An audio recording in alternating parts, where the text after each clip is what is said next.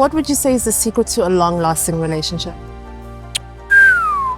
I think I can write a book about all the creeps, the stalkers, the perverts, and everyone. Yeah, so I'm a bit scared. Creating space in the relationship for yourself, so you can also be a human outside of like the duo or trio, if that's your thing. I think I didn't love myself, and that's why I actually tolerated what I went through.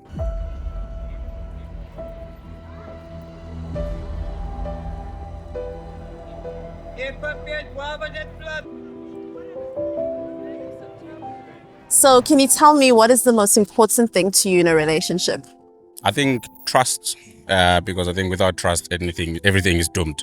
I know it's probably going to sound like a cliche, but it's definitely communication. I think it's important to communicate about positive things and negative things, just to know exactly what's happening in your life and in your partner's life, to know if you can maybe make it better or just keep it as it is. Self-preservation, where we constantly tell each other how we feel, or if you disagree with something. So for me, that is important. So what to you is the most important thing in a relationship? The most important thing is like honesty and trust, and both people needs to love each other honestly, earnestly, very deeply. The relationship that I came out of like 6 years ago, it ended very badly. Like I caught him in my house, in bed, whatever. Yeah.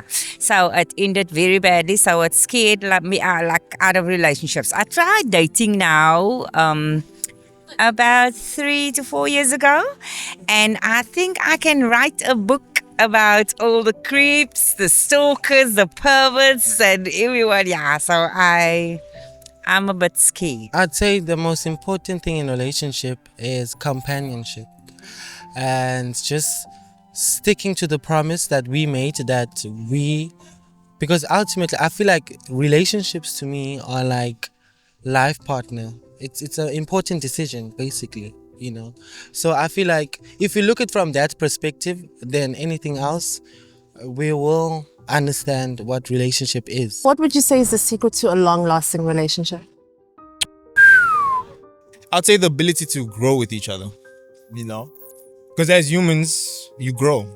And, you're not the same person as you were 5 years ago. So I think the ability to grow with each other is probably one of the secrets to having a long-lasting relationship. I mean, think about marriages right now. Majority of marriages that end up, when people get married, the last thing they're thinking about is a divorce.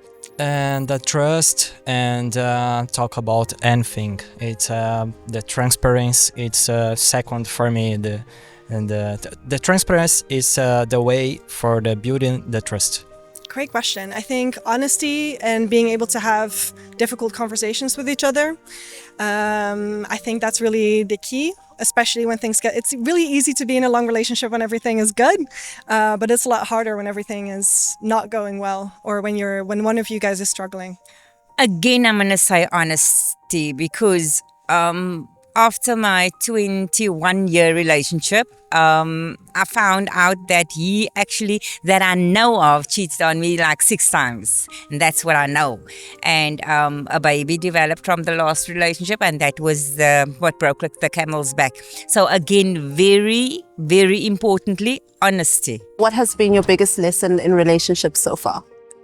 I used to spend too much time trying to please the other party, whereas forgetting of my own needs. As a result, I neglected myself and not become the best of myself. So I think what I took into the next relationship, I tried to look after myself so that I can be comfortable in looking after someone else.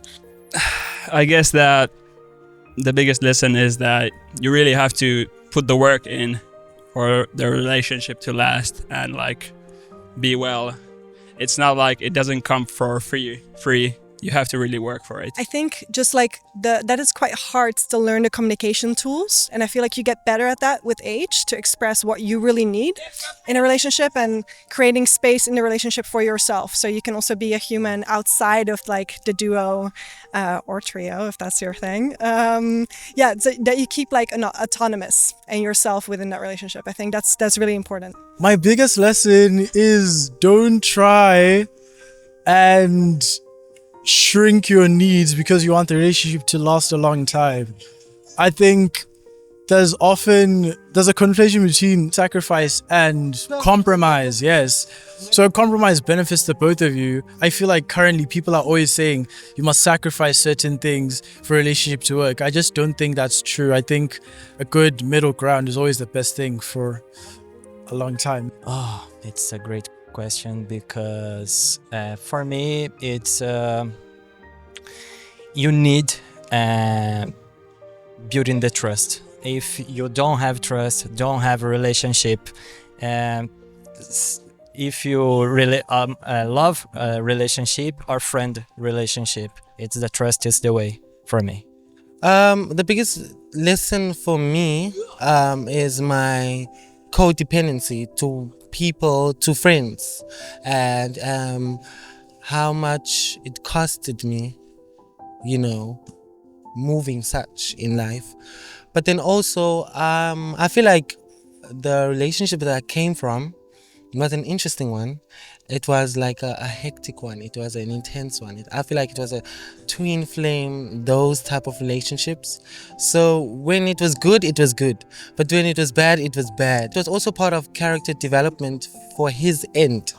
Because I would normally say that I can see that people would say he's a serious person. I'd say, no, you have personality, you have a sense of humor, an underlying deep down. And he was like, you're the first person to say that.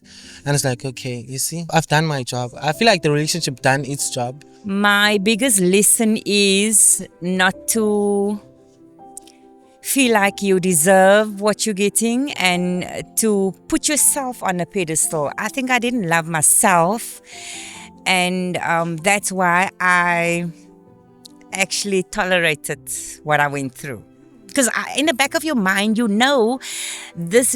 Like if you ask yourself that question, like say 5 years down the line in the relationship, and you ask yourself that question, is this going to work long term? You know for a fact it's not, but you keep on keeping on, and sometimes you use your kids as a crutch, like you're doing it for them, but actually you're doing more harm than good.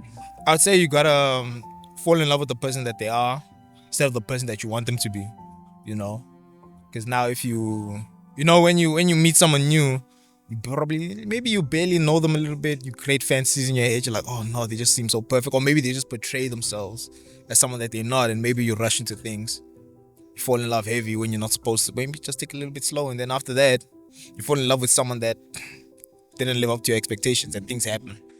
What is it that you would love for your loved ones to tell you more every day?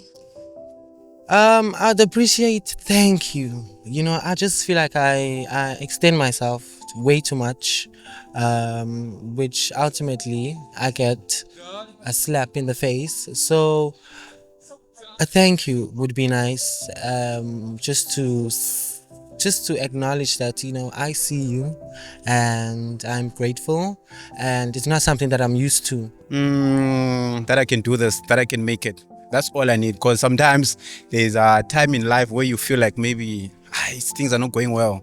And they're actually going well, but it's just that you have a feeling. You just need maybe someone just to motivate you, just to tell you, man, no, man, you're doing great. You're on the right track. Because sometimes you feel like, no, you feel like you're moving on the same circle, like you're going around, but you're actually moving forward. It's just that the process is not that, the process is not that faster, but it's just a little bit slower. I just need patience. That they love me and they accept me for who I am. I wish my loved ones told me I'm kind of awesome every day. I'm not gonna lie. I think, yeah, that's all I want to hear. I'm trying really hard to, be better and do better. So a young kind of, I see your effort would be nice. Yeah.